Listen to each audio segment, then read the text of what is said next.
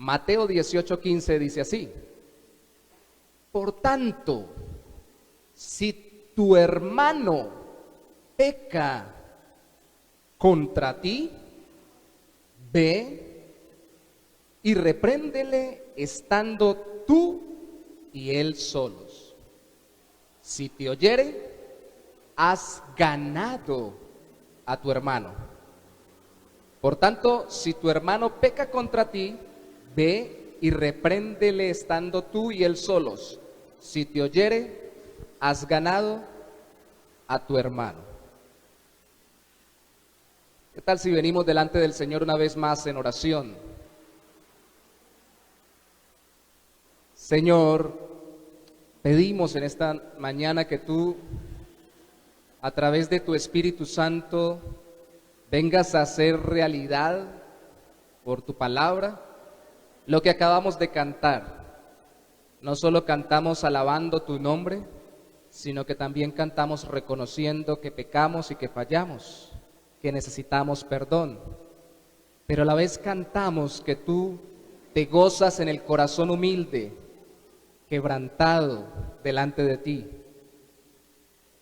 Tu palabra dice que al corazón humilde no lo despreciarás tú, oh Dios. Y la humildad no solo se mide, mi Dios, en nuestras vidas, por lo que tú nos recuerdas que hemos pecado y que nosotros venimos gozosos a humillarnos delante de ti, sino también la humildad se ve cuando nosotros podemos perdonar y perdonamos en tu nombre. Así que pedimos hoy, Señor, que tu Espíritu nos haga humildes.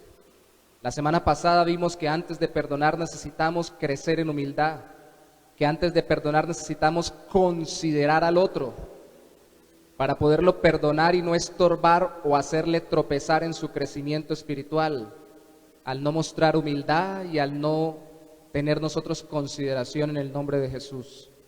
Hoy no veremos los motivos, sino la forma. Ayúdanos a obrar conforme a tu voluntad.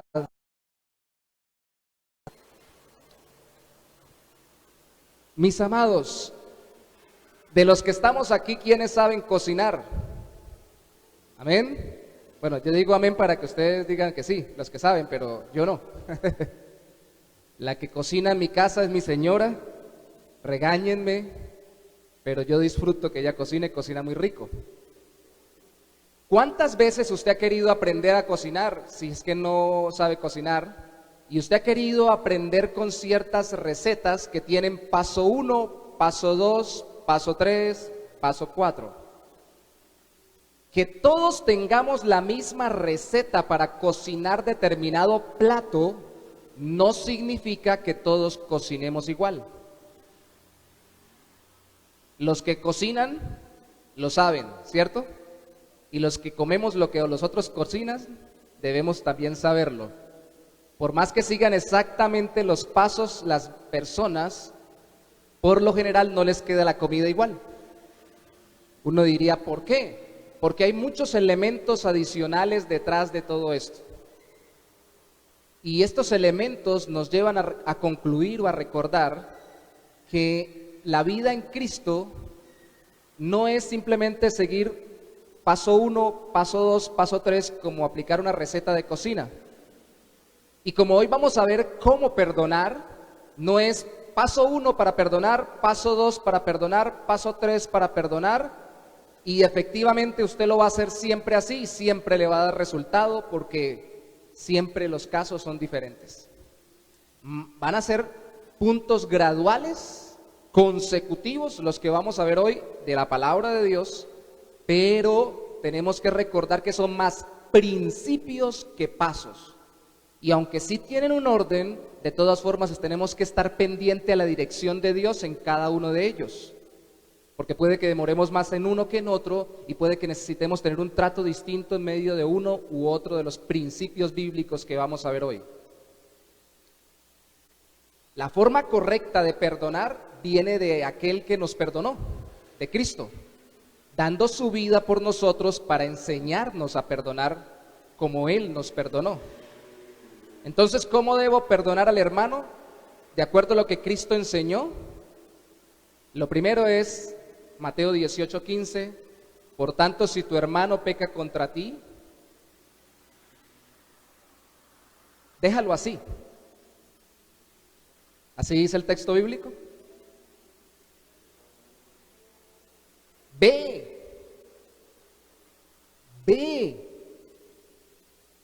A veces hacemos más énfasis en el repréndele, pero el énfasis anterior es ve. Antes de ve y repréndele, perdón, antes del repréndele está el ve. Muévete ¿a dónde? Hacia él. Primero es ir al hermano que me ofendió o a la hermana que me ofendió. Ir con muchas más personas, ¿qué dice el texto bíblico? Dice, estando tú y él solos.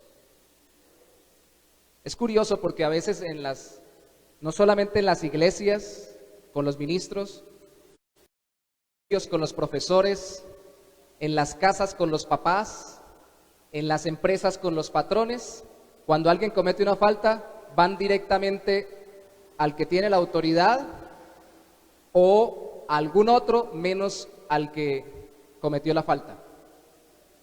Y el Señor dice, no, tú y él solos, primero.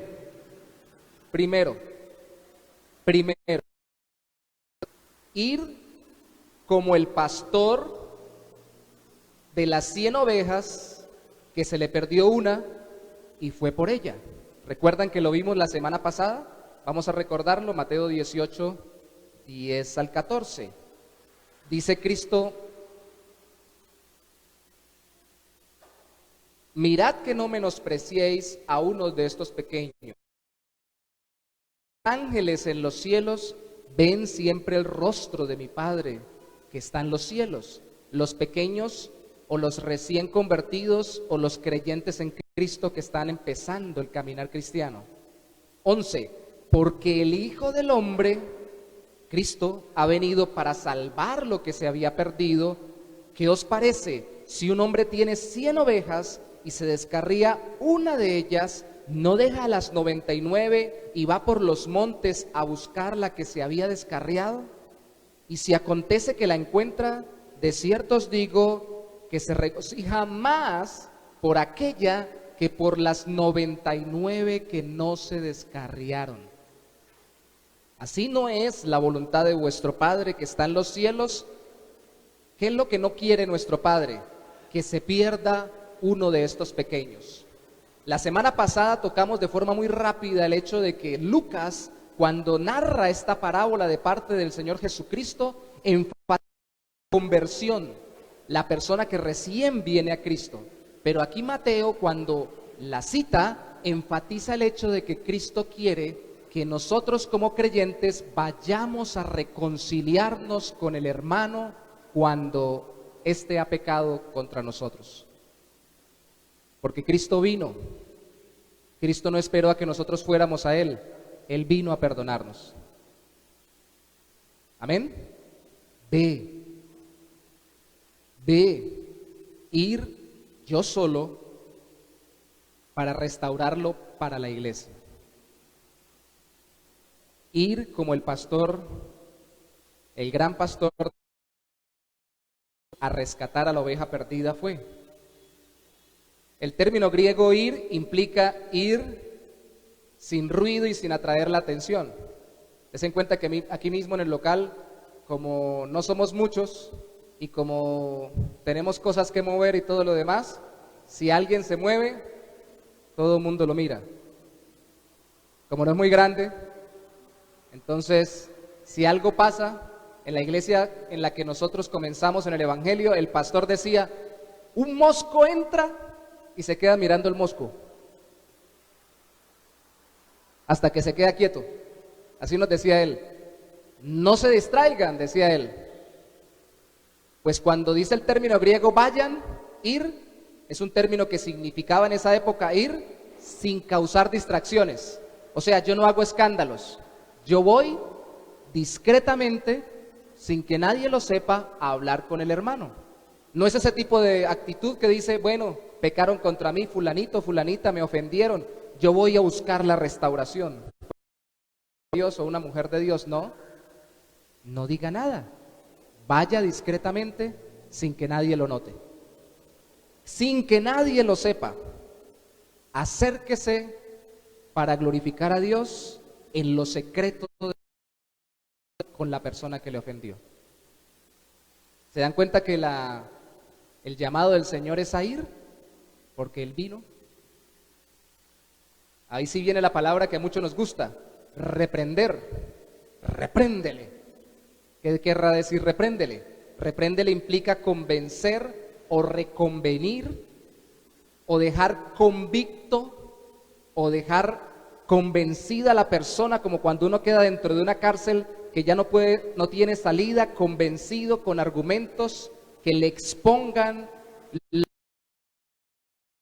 involucra. Por ejemplo, en Efesios capítulo 5, versículo 11, se nos manda a no participar de las obras de las tinieblas, sino reprenderlas. Y si usted mira, habla de pecado. Entonces, cuando nos acercamos a una persona que está teniendo problemas con una vida pecaminosa, y es un creyente especialmente, pero esa vida pecaminosa me ha afectado a mí, yo tengo que buscar que él entienda, darle luz sobre las tinieblas que están obrando en su vida y en su corazón, que él se dé cuenta del error que está cometiendo. Tengo que explicar y no solamente regañar, porque la verdad es que la mayoría pensamos que reprender implica solo regañar, ¿cierto? Y efectivamente, cuando uno queda convencido de que hizo algo malo, uno se siente regañado, así se lo digan muy bonito. A uno se lo pueden decir con oración adjunta o orando junto con uno, se lo pueden decir con poemas, se lo pueden decir declamándoselo, pero cuando a uno le dicen que tiene algo mal, uno se siente un poco avergonzado. Y a veces, si es mucho, muy avergonzado. Hermanos, ¿está mal eso? No. Uno de los grandes problemas de nuestras iglesias modernas es que poco reprendemos. Algunos interpretan que siempre que se hable de reprender tienen que hablar de demonios o cosas por el estilo. No, aquí está hablando de una relación entre personas. Y la reprensión está hablando de llamar la atención y decirle, mire lo que está pasando con su vida. Usted ve a uno de los hermanos de la iglesia en la calle, en un lugar no muy respetable, haciendo algo que es muy dudoso delante de todo mundo. ¿Qué tiene que hacer usted? Decir, bueno, eso no es conmigo. Tiene que ir. Pero si no me ha ofendido y el tema es el perdón, sí, pero resulta que el perdón es para restaurar la relación y él se está saliendo del caminar con Dios y entonces está disgregando el rebaño. Es esa oveja número 100 que está lejos de las otras 99. Yo tengo que ir, tengo que acercarme con amor y mostrarle lo que está pasando en su vida y explicarle las consecuencias de lo que está viviendo y orar a Dios para que entienda y yo pueda servirle para que él sea restaurado. Aquí Jesús no le está diciendo eso a un pastor, Jesús no le está diciendo eso a un ministro, Jesús le está diciendo a todos los discípulos qué es lo que tenemos que hacer. Tito capítulo 1, versículo 13, nos da también una pauta sobre lo que pasa cuando la persona peca. Tiene una fe que se ha debilitado o que se ha enfermado. Carta del apóstol Pablo, capítulo 1, versículo 13. Recuerden que Pablo le escribió a Timoteo y a Tito, siendo ellos ministros de las iglesias donde pastoreaban o donde apoyaban la labor pastoral. Dice Pablo a Tito, cuando habla de los requisitos a los ancianos, cita en el versículo 12 lo que se dice de los cretenses, de la gente del lugar donde estaba Tito, y se dice allí que los cretenses tenían fama de mentirosos, malas bestias, glotones, ociosos, y en el verso 13 dice, este testimonio es verdadero, porque realmente en ese lugar la gente era muy maliciosa. Por tanto, repréndelos duramente para que sean sanos en la fe. Y uno dice, ve pastor, hay que regañar duro. Pero hermanos, déjeme darle una ilustración adicional. Yo tuve la oportunidad de aprender enfermería, o al menos algo, no me gradué. Y en una ocasión estaba aplicando en el Erasmo Meós un procedimiento simplemente de limpieza en un paciente que le habían hecho una cirugía y la habían dejado abierta para que se restaurara. Y el enfermero tenía que pasar a hacer la asepsia, a la limpieza. Y cuando yo pasé, a mí me dio un dolor porque entre más le metía la mano a uno, la herida era profunda, para poder sacar todo lo que tenía y quitar toda clase de impureza, más le dolía a él. Y a mí más me dolía también. Pero pensando, entre más me demore, más le duele. Y entre menos bien lo haga y menos profundo sea, más daño le va a hacer a él y más voy a tener que volver a hacérselo y hacerle más, causar dolor. Entonces voy a hacerlo como debe ser, voy a parecer duro, voy a parecer brusco, pero lo estoy haciendo por amor lo más rápido y lo más efectivamente posible. Bueno, esas no fueron mis palabras exactas, pero fue lo que pensé en general. Y cuando lo hice, la jefe me felicitó, me dijo, usted sí lo hace con ganas. Sus compañeras, que en la mayoría eran chicas, tenían tanta compasión de él que era por encimita que le estaban tocando. Y a veces nosotros no queremos profundizar con las personas ciertas cosas en su vida porque pensamos, yo no quiero herirlo, yo no quiero herirla, yo no quiero ofenderlo, yo no quiero ofenderla, pero entonces puede ser que su fe o su caminar con Cristo o su relación con el Señor se esté deteriorando y enfermándose por falta de higiene a través de nuestro llamado de atención. Y eso es lo que tenemos que pensar cuando alguien nos ofende. Ya no es el caso externo, ya no es algo que no me afectó, es algo que me afectó. El hermano tiene o la hermana tiene un muy mal genio. Y a mí me contesta cada rato de muy mala manera. Pues yo debo acercarme para hablar con él, para hablar con ella y decirle, mire, yo la amo en el Señor, yo lo amo en el Señor, pero tengo que decirle claramente que todo lo bello que Dios hace en su vida puede ser deteriorado y su relación con el Señor puede ser dañada por causa de su falta de delicadeza y amor para trato con los demás. Eso no está mal. La hermana Rosita, que hoy no nos acompaña, recuerde que los mayores de 70 años en nuestra iglesia no están viniendo, pero por razones de salubridad. Pero ella recuerda mucho una anécdota. Rosita una, Carmenza otra, en que alguna vez el pastor de entonces les pidió, hermana, acérquese usted a la chica que acaba de rato viniendo a la iglesia y dígale con todo el cariño que por favor esté un poquito más recatadita, que ella es muy linda, pero que al parecer viene vestida de una forma no muy decorosa. La atención de la gente de forma no sana, más bien es a su cuerpo y no a su corazón y a su vida como creyente.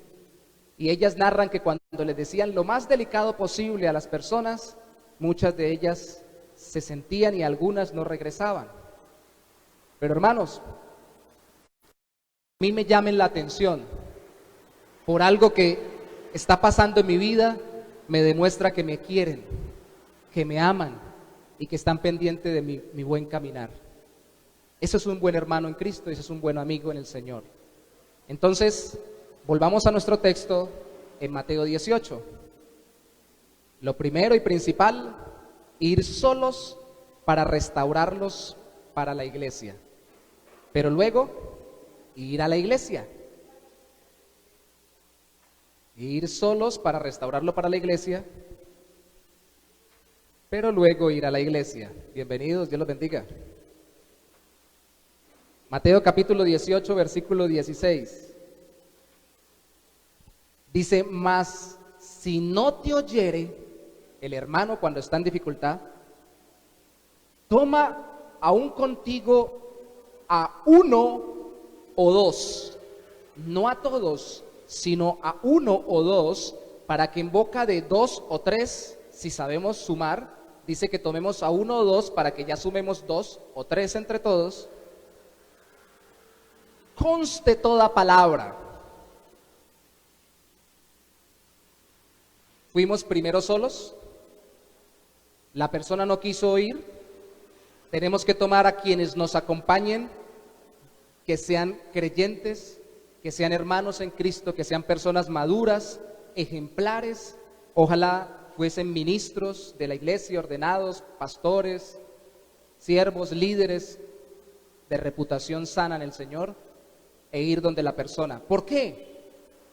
Déjeme decirle primeramente que porque nosotros tenemos puntos ciegos.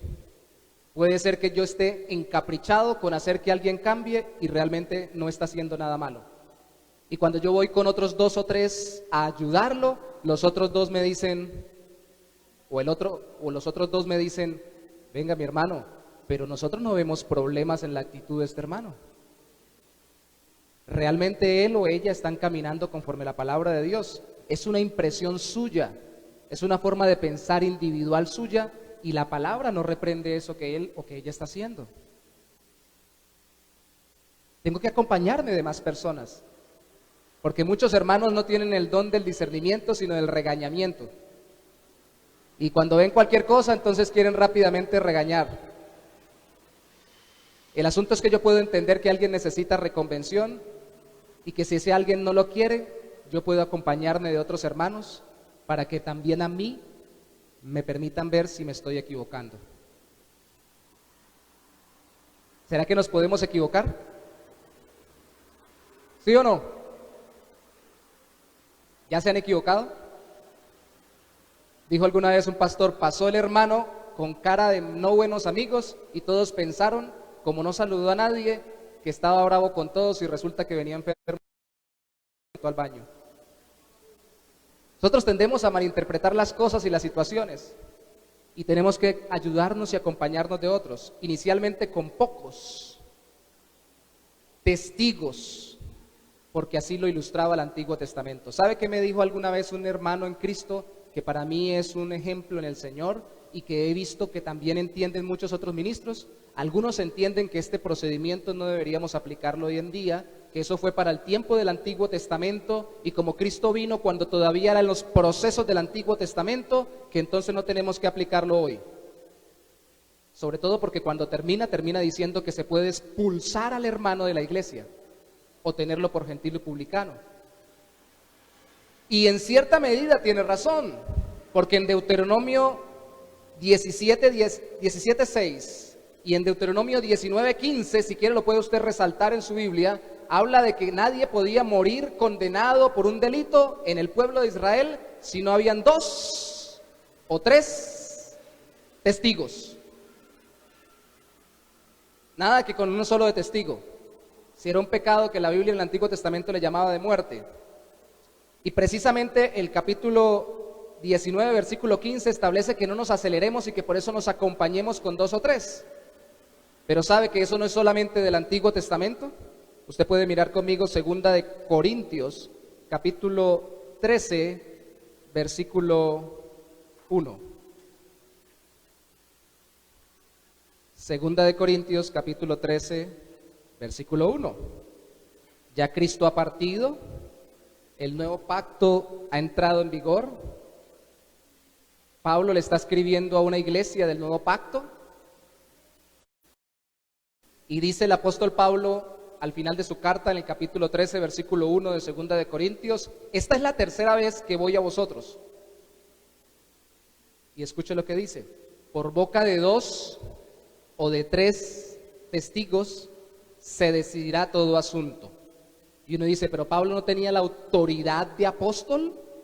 Él hubiera dicho, yo soy el apóstol, ustedes me hacen caso a lo que yo les diga. Y él mismo se somete a la escritura y dice, yo no voy a reconvenir a nadie sin 2 o 3 testigos.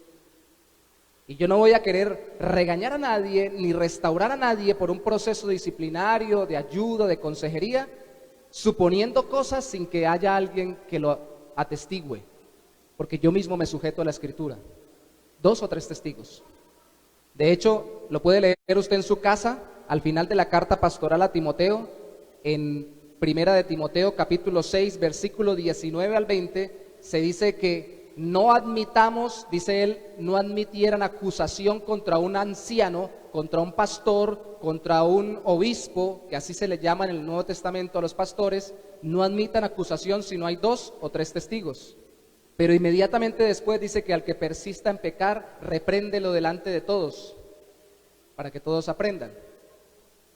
Y algunos dicen esto es no para los pastores, pero esto involucra a todos, tanto a los creyentes que no tienen ningún rango u oficio en la iglesia, como a los que lo tienen, y más a los que lo tienen porque estamos en eminencia. Y si alguien levanta alguna clase de chisme, rumor alrededor de un pastor o de un líder de una iglesia, y no es cierto y la gente lo cree, se hace mucho daño. Entonces tiene que haber testigos, tiene que ser seria la cosa. No se trata de decir, ¿usted sabe lo que pasó con el pastor Yorley? Sí, ¿qué pasó? Yo lo vi que venía como raspada la cara. Sí, a mí me parece que la mujer le pegó. Como que se ponen violentos los dos. No, a mí no me parece, venga y hablemos. ¿Cuál es el procedimiento? Venga y habla conmigo. Porque yo como pastor también soy un creyente. Necesito que alguien venga y hable conmigo. Y luego si se ve que no hago caso y que insisto en vivir no conforme a la palabra de Dios, 2 o 3 testigos en los que conste toda palabra. ¿Se dan cuenta que aquí hay un proceso?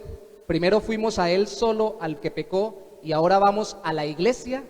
No primero a la iglesia y luego a él, pero cuando vamos a la iglesia lo hacemos porque él se está quedando solo, se está alejando de la congregación. Y recuerden lo que leímos en el versículo 15, si él nos oye, lo hemos ganado, no le hemos ganado, no lo hemos ganado al cuerpo, como cuando yo tengo una articulación enferma. Yo le digo, bueno, me está doliendo la pierna, me la arranco y me voy solo. No, la restauro para que ella vuelva a trabajar en conjunto con el resto del cuerpo. Entonces, ir a la iglesia es para que no se siga quedando solo, fuera de la congregación, fuera del caminar con el Señor. Y alguien dirá, ¿y si él no quiere? Bueno, ahí dice Mateo capítulo 18, versículo 16. Después del versículo 16, en el 17 dice, si no les oyere a ellos, dilo a la iglesia. ¿Cómo es el gobierno de los bautistas normalmente? Un examen para los hermanos que tenemos rato en la denominación bautista. Yo no tengo tanto. La hermana Liduvina da testimonio que me conoció en otra denominación, ¿cierto, hermana? Tenemos nosotros apenas unos 6 años en la denominación, no en el Señor, muchos más. Pero el gobierno de los bautistas tradicionalmente es congregacional, ¿cierto? Donde todos los hermanos creyentes verdaderos que se han hecho miembros de la iglesia oficialmente tienen voz y voto porque tienen al Espíritu de Dios también en su vida. ¿Sí o no? ¿Es así? Aquí hay un texto que lo respalda, si esto es bíblico. Dilo a la iglesia, si no oyere a la iglesia. ¿Qué quiere decir esto? Que aunque el proceso es desde lo más privado y discreto, puede que con el tiempo toque irlo haciendo más público y menos discreto por amor a la persona y llevarlo hasta la asamblea general de la iglesia. Algunos han dicho no, a todos los hermanos no, pero tal vez a los que representan a la iglesia, a los ministros, al consejo de apoyo pastoral, para que la iglesia sepa que hay un hermano que está pasando por dificultades y que no ha entendido que tiene una vida de pecado. Y la iglesia debe moverse. ¿Ustedes creen que yo me pongo bravo si ustedes ven a uno de mis hijos, y aquí están 2 de ellos, en un lugar dudoso, haciendo algo incorrecto, y se acercan a ellos para reconvenirlo? Yo me alegro. Y si es verdad y ellos no hacen caso, y ustedes toman otros 2 o 3 para ayudarlos discretamente y llevar un proceso, me alegro mucho más. Pero si al final mis mismos hijos están desacreditando la iglesia, desacreditando al Señor, mi esposa o yo mismo estoy yendo en contra de lo que dice la palabra de Dios, que la iglesia entera decida, y por favor que terminen mostrando que nosotros no queremos arrepentirnos, y terminen mostrando que están buscando la santidad y la gloria del Señor y no el simple hecho de estar bien con alguien.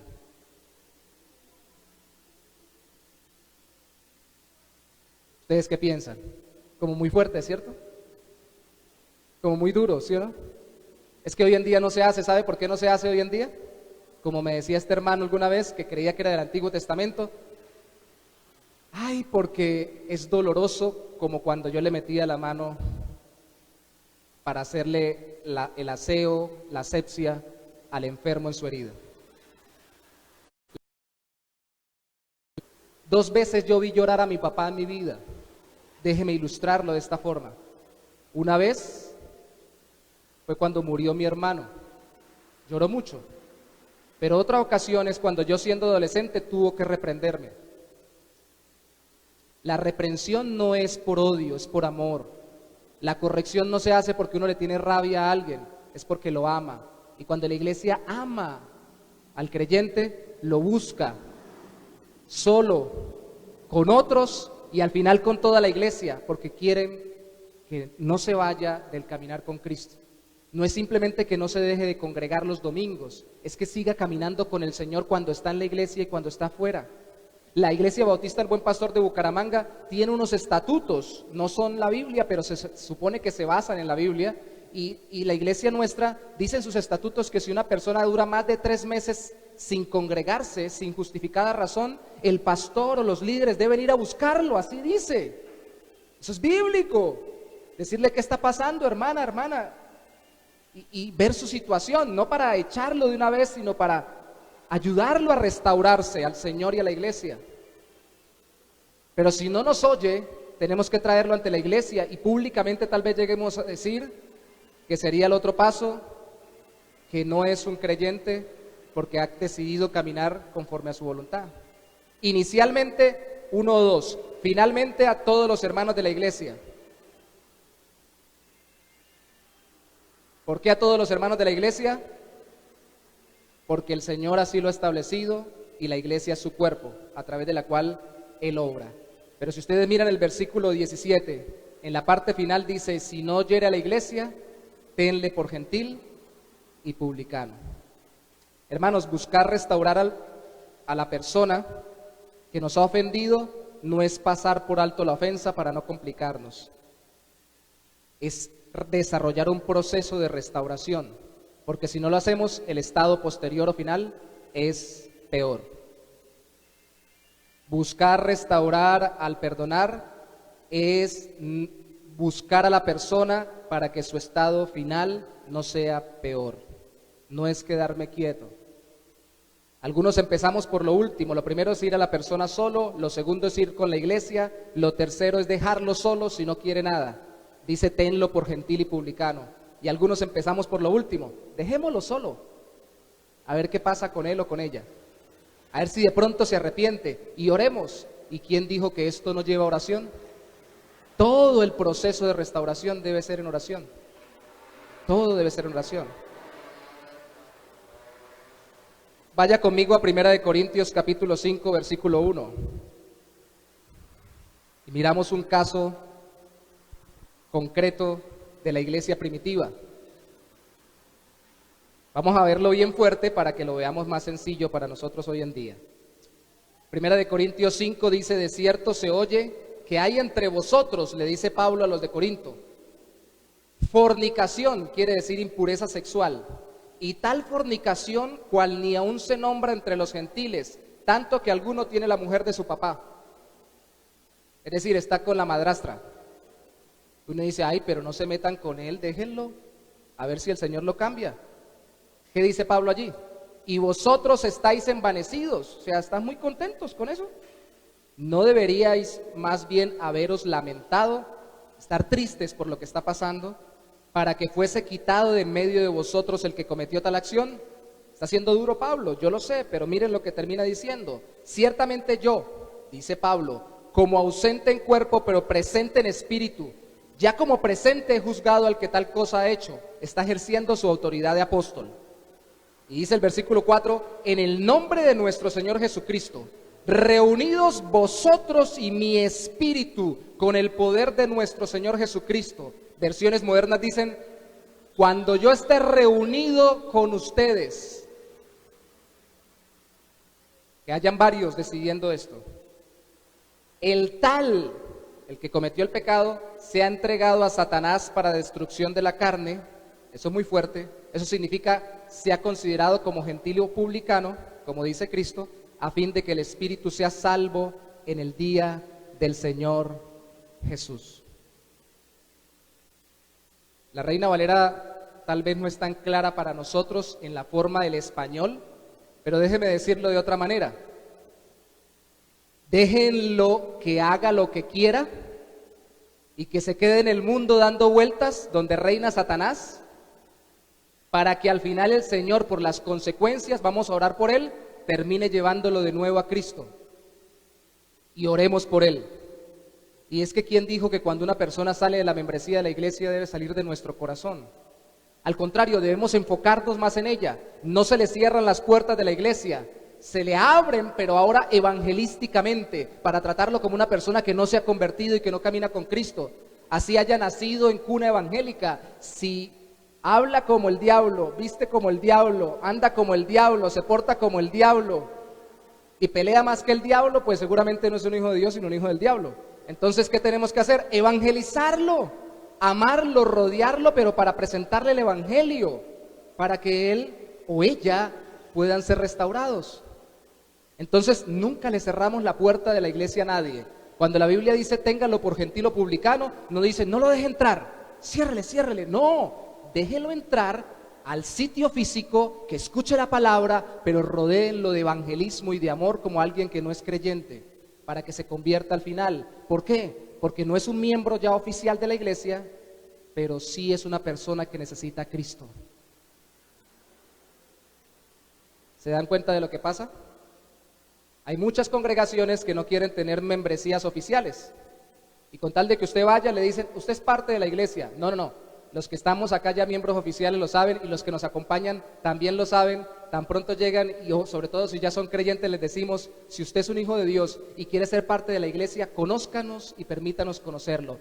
Ámenos, pero permítanos amarlo, permítanos servirle, y cuando tenga alguna dificultad, permítanos ayudarle a restaurarse. Y cuando usted decida, entonces hágase miembro de la iglesia oficialmente y seamos todos una familia en Cristo. Y por eso hemos tomado por costumbre que si una persona, después de 3 meses de irse y no volver a la iglesia, tenemos que ir a buscarla. Antes ya deberíamos haberlo hecho, pero en ese momento tenemos que ir a buscarla para que no se nos termine de ir al mundo. Entonces, si una persona está llegando después de 3 meses, podemos preguntarle, ¿quiere ser miembro oficial de la congregación?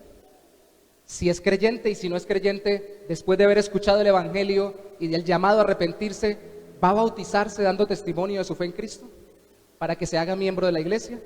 Entonces la iglesia no pierde el sentido evangelístico cuando hace disciplina o cuando hace restauración. No, la iglesia lo recobra. Algunas personas piensan, si corregimos o llamamos la atención, la gente se va. No, la gente cae en la realidad de su situación y nos da la oportunidad de evangelizarlos, porque nos damos cuenta que tenemos que predicarles el evangelio y orar mucho más por ellos.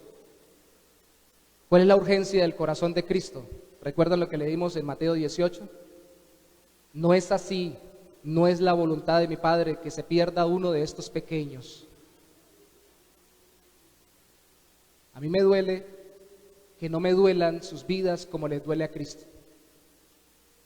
Y a veces me siento a preguntarle al Señor y los hermanos de la iglesia, y lo que me duele no es que tengan dificultades, sino que me duele es que mi corazón no esté tan preocupado por ustedes, tan pendiente de ustedes como lo está Cristo por cada una de sus vidas. Y le digo al Señor, Señor, si tuviéramos más amor, si tuviéramos más denuedo, iríamos a aquel que está más lejos de ti y de tu caminar, y que lo vemos que se está desviando más, y en la iglesia rápidamente se restauraría al caminar con Cristo. Es un proceso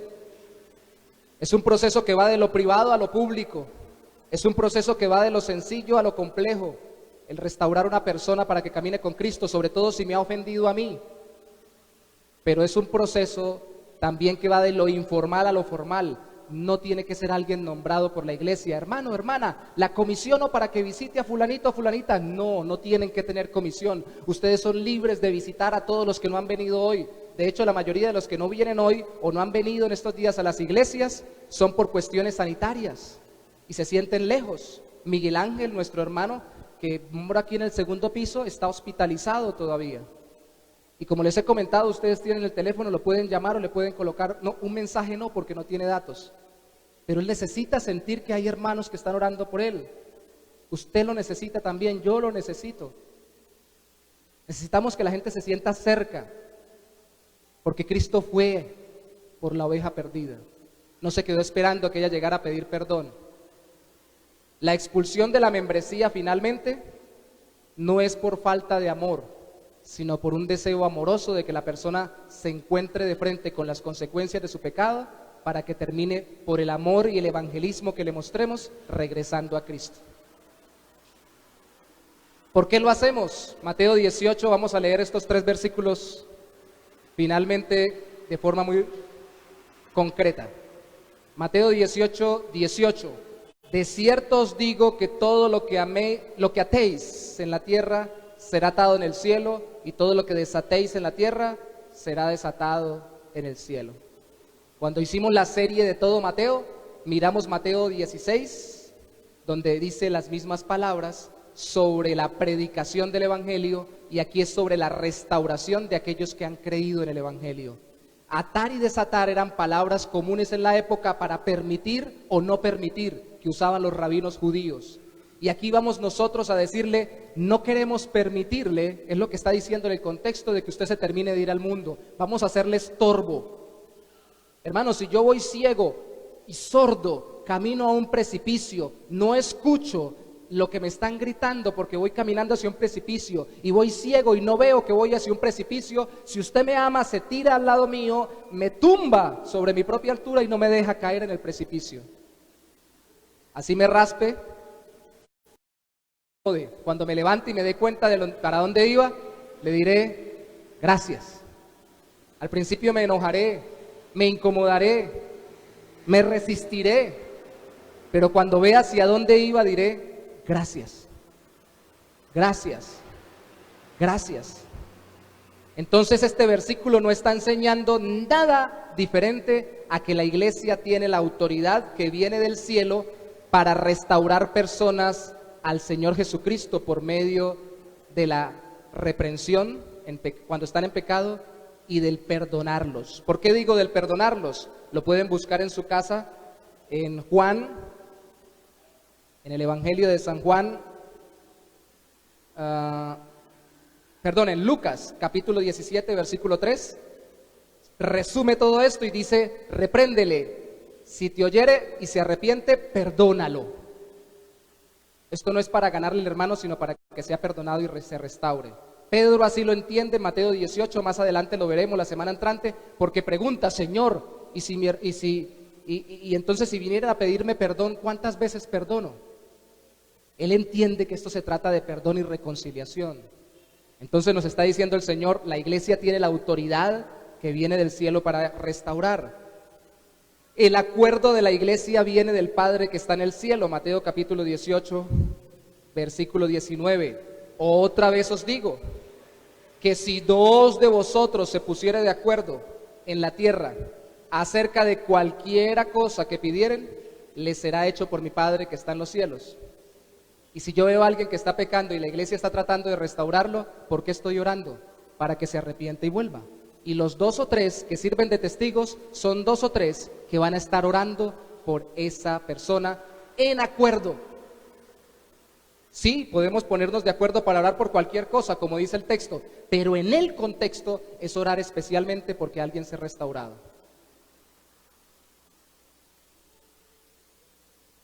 Me acordé de un pastor que dijo alguna vez que a veces cuando está predicando no sabe si seguir predicando o echarle goticas en los ojos a los hermanos. Los ojos los tienen bien abiertos ahorita, mis hermanos. ¿Sabe por qué? Porque el Señor con este texto nos está llamando a dejar el individualismo, el egoísmo, el estar pensando en nosotros solos y el pensar en los demás. Y eso nos impacta. Estamos más acostumbrados a que nos digan, si usted perdona, le va a ir bien. Si usted perdona, Dios le va a seguir dando bendiciones. Si usted perdona, va a tener el agrado del Señor y le va a bendecir en otras áreas. No estamos acostumbrados a que se nos diga, si usted no quiere perdonar, no se trata de que lo sienta, ve y reconcíliate con tu hermano. Eso dice en Mateo capítulo 5, versículo 23 al 24. Si traes tu ofrenda al altar y te acuerdas, no que tienes algo contra tu hermano, sino que si tu hermano tiene algo contra ti, deja tu ofrenda en el altar, ve y reconcíliate con tu hermano. Y Pedro, lo veremos la semana entrante un poco más, pregunta al final, y si me piden perdón, él no quería ir, él quería que vinieran, que le pidieran perdón. Hermanos, autoridad de la iglesia que viene del cielo para restaurar, acuerdo en la iglesia por medio de la oración que viene del Padre que está en los cielos. La reunión de la iglesia es una reunión donde ¿quién está? Cuando se reúne la iglesia, ¿quién está en medio de la iglesia? Mateo capítulo 18, versículo 20. Porque donde están 2 o 3 congregados en mi nombre, allí estoy yo en medio de ellos. ¿Se dan cuenta que el Señor está enfatizando dentro del proceso en la parte donde menos gente hay? No donde fui yo solo, pero sí estoy acompañado con más personas para restaurar a alguien y perdonarlo y que se vincule de nuevo al Señor cuando estén 2 o 3. 2 o 3, en este caso, reunidos para buscar que alguien sea restaurado. 2 o 3 preocupados por la vida de un hermano. 2 o 3 orando por él. 2 o 3 sabiendo que como creyentes tienen la autoridad para ayudarlo a caminar en el Señor. 2 o 3 que cuando se reúnen, allí está el Señor. Claro, aquí habemos más de 2 o 3. Pero no necesariamente este texto habla del culto. No tiene que ser en el culto del domingo. Por eso que cuando usted se reúna con otro creyente y empiecen a hablar, recuérdese que ahí está el Señor. Y mire qué es lo que habla. Y trate de que lo que hablen y lo que piensan sea puesto en oración, sabiendo que tiene la autoridad como iglesia, porque ya hay 2 o 3 reunidos para restaurar. Se trata de ayudar y no solo de ver la situación. Allí está Cristo, aquí está el Señor. Y yo no necesito sentir algo especial, y créame que a mí me encanta cuando hay una percepción especial que nos da el Señor de su presencia. A mí me encanta cuando estamos cantando, ahorita que estábamos cantando, para hacer vivir el espíritu humilde y para vivificar el corazón quebrantado, sea la gloria, el honor y la alabanza al Señor. Se podía percibir en sus corazones que estaban adorando al Señor y que el Señor se paseaba en medio de nosotros. Pero yo no necesito solamente estar cantando para saber que el Señor está conmigo. Donde estemos 2 o 3, aunque yo no esté sintiendo nada, allí está el Señor. ¿Amén o no amén? Dijo un pastor. O como dice un pastor amigo, como ya les he dicho algunas veces, amén o ayayay. Amén. Entonces, la reunión de la iglesia tiene a Cristo en medio de ella. Para al final, permítame recordarle el orden. Primero, vaya solo aquel que le ha ofendido para restaurarlo, no para usted, sino para la iglesia, para la familia, si es un problema familiar, para la empresa, si es un problema de empresa, pero la congregación de creyentes. No vaya pensando simplemente en que se reconcilie con usted, sino que él entre a encajar en donde Dios lo ha puesto, o donde Dios la ha puesto. Vaya solo, pero luego vaya a la iglesia. Si no oye, si no quiere entender, acompáñese con otros, no confíe en su solo criterio. Y al final, si no quiere tampoco, con todos estos buscándolo y amándolo para reconvenirlo, déjelo o déjela sola o solo. Y ore por ella, y ore por él, y trátelo de evangelizar si es que realmente muestra que nunca fue creyente. Pero por amor del Señor confíe en que Dios actuará porque usted ha hecho todo lo que la palabra de Dios dice. Lo contrario al amor no es el odio, es la indiferencia. Dejar que las personas caigan en sus pecados no es amarlos, es aborrecerlos. El perdón del cristiano no es reactivo, no es si me lo piden, es proactivo. Yo lo doy aunque no me lo pidan, para restaurar a la persona. No espera que el ofensor venga para perdonarlo y así quitarme las molestias. No, va como Cristo fue por la oveja perdida, para restaurarla y evitarle consecuencias temporales y eternas a través de un proceso respaldado por la iglesia. Si usted me pregunta que si alguna vez yo he tenido que acompañar un proceso donde una persona haya sido expulsada de una iglesia, respuesta para el siguiente sermón, para que usted viniera. Pero voy a contestarles de una vez para que no se quede con la inquietud. Nunca hemos tenido en la iglesia donde he estado que expulsar a nadie. Porque cuando se lleva un proceso, la gente sabe que se le está amando y se le está teniendo paciencia. Esto puede durar desde semanas, días, meses, hasta años en ese proceso. Y por lo general los que no quieren caminar más con Cristo terminan yéndose sin que los expulsen. Pero el que quiere caminar con el Señor termina volviendo a la congregación y al Señor. Gracias a Dios por eso. Cuando de verdad lo hacemos en el Señor, Dios restaura. Usted dirá, pastor, y si yo no tengo problemas con nadie, ¿qué hago con todo lo que usted enseña? Si no los tiene ahorita, algún día los puede tener. Tal vez los está teniendo, tal vez no con un hermano de la iglesia, con una persona de la familia, del trabajo, del estudio, de cualquier lugar. Aplique estos pasos y confíe en el Señor Jesucristo, que Él se glorificará. Amén. ¿Qué tal si se ponen sobre sus pies, por favor, y vamos a orar? Antes de orar para finalizar, para cerrar la enseñanza de hoy.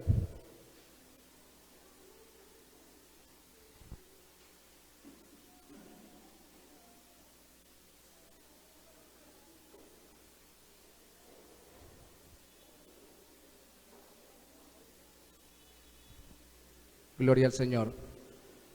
Vamos a orar para cerrar nuestra enseñanza de este día en el Señor, pero también no se vaya después, por favor, porque vamos a dar algunos anuncios y luego orar para ser despedidos.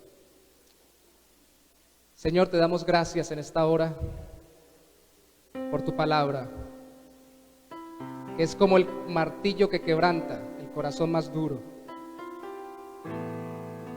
Aunque tengamos un sequedal como corazón, tu Espíritu a través de tu palabra lo ablanda, y más que ablandarlo lo transforma en un corazón amoroso, no indiferente. Ayúdanos hoy a dejar de demandar que nos perdonen y a buscar perdonar. Ayúdanos hoy a dejar de esperar a que vengan a pedir perdón e ir a perdonar y a restaurar al que nos ha ofendido en la relación con nosotros y contigo y con los demás. Ayúdanos hoy, Señor, a amar como tú amas. Señor, cada corazón es tan diferente. No hay una fórmula específica para cada uno, pero sí hay principios generales que tú nos has enseñado en tu palabra. Tengo que ir solo con él, con ella. Tengo que apoyarme en otros hermanos en Cristo si el proceso continúa. Y al final tengo que dejarlo todo en tus manos si la persona no quiere venir a ti, no quiere caminar contigo. Pero confío, Señor, dígale al Señor, confío. Dígaselo en su propio corazón y con sus palabras, confío en que tú me usarás para restaurar a otros a ti.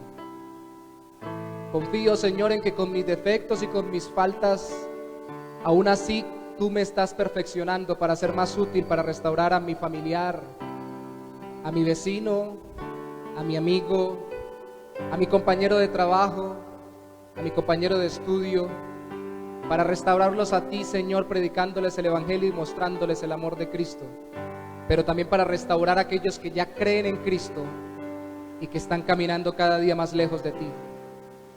Oramos por los hermanos que no están con nosotros, pero no por voluntad propia, sino por las cuestiones de este tiempo, que allá a lo lejos están orando con nosotros y que han dado tan fuerte batalla. Margarita, Carmenza, el hermano Alfonso, la hermana Rosita y todos los de la vieja guardia de nuestra congregación, Señor, que han luchado y buscado que muchos conozcan el Evangelio durante años. Más de 80 años tiene fundada esta iglesia. y han visto pasar a unos y a otros, y unos han querido caminar contigo y otros no. Y ellos pueden contar en sus corazones las heridas que han recibido por causa de servirte, pero pueden dar testimonio, Señor, que ha sido más el amor tuyo que ha reinado en sus corazones, al ver cómo tú cambias vidas, reconcilias almas, salvas al pecador y traes amor y restauración en las relaciones. Ayúdanos, oh Santo Señor. Perdóname, mi Rey. No hay otro a quien buscar. Soy yo, Señor, el que no busca.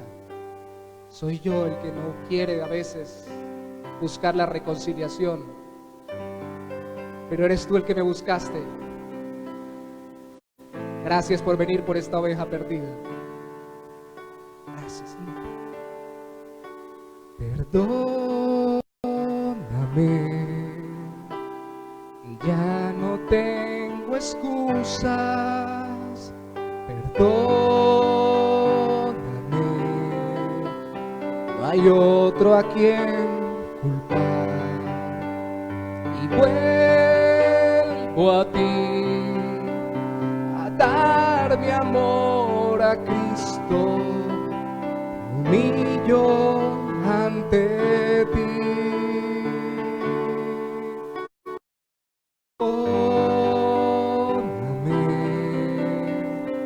Ya no tengo excusas, perdóname. No hay otro a quien culpar. Y vuelvo a ti a dar mi amor a Cristo. Me humillo ante ti y vuelvo a ti. Y vuelvo a ti a dar mi amor a Cristo. Me humillo ante ti. Perdóname.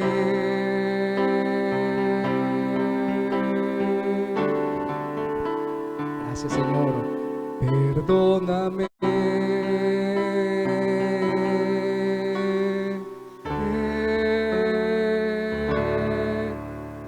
Perdóname.